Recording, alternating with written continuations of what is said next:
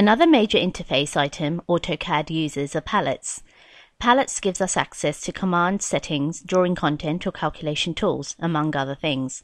Palettes are also notorious for taking up large amounts of screen real estate. In this lesson, we're going to learn how to optimize our palettes. Let's start by looking at some of the palettes that we have available.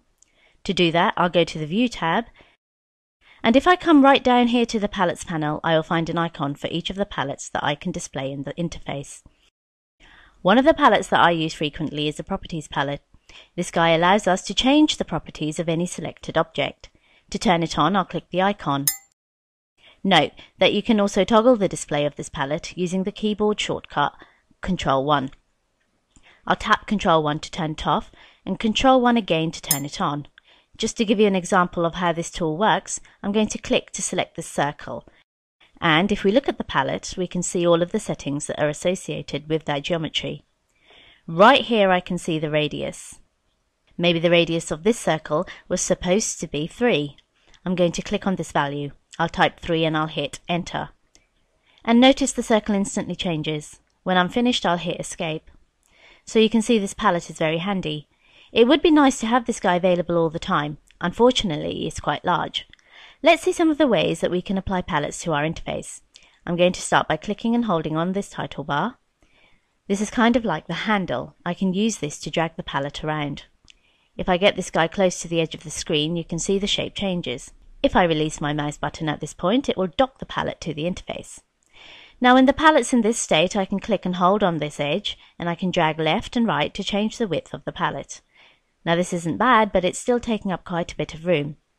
I'm going to try something else. I'm going to move my cursor up and click and hold on the title bar again. I'll drag this guy away and then I'll release. This time I'm going to right click on the title bar and I'll select anchor left or anchor right, depending on which side of the interface you want to go. I'll select anchor left and this collapses the palette down to the margin on the left side of my screen. Now if I want to access the settings, I can hover over the margin, utilize the tools, and then when I move away it will collapse. Now this is good. I can even take it one step further. If I right click on the margin and choose icons only, I can collapse the palette down to a single icon. Now if I want to access the tools, I hover over the icon, use the tools and move away. Having a palette collapsed down this small means that I could have several palettes available on my screen while taking up the absolute least amount of space. In the event I needed this guy to stay open for any length of time, I'll move up and expand it, and then I'll click the Auto Hide button to turn that feature off. That converts the palette back into a docked state. To convert it back into an icon, I will hover over the name bar and I'll click the Minimize button. Knowing what we know now, I'm going to add one more popular palette to my interface. That is the calculator. The icon is right here. As a side note, the keyboard shortcut for the calculator is Ctrl+8.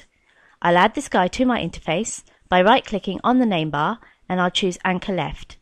And this guy is now available whenever I need him. When it comes to managing your palette, nothing beats the anchor feature. Anchoring allows you to squeeze all of the functionality of a palette into a single icon on screen.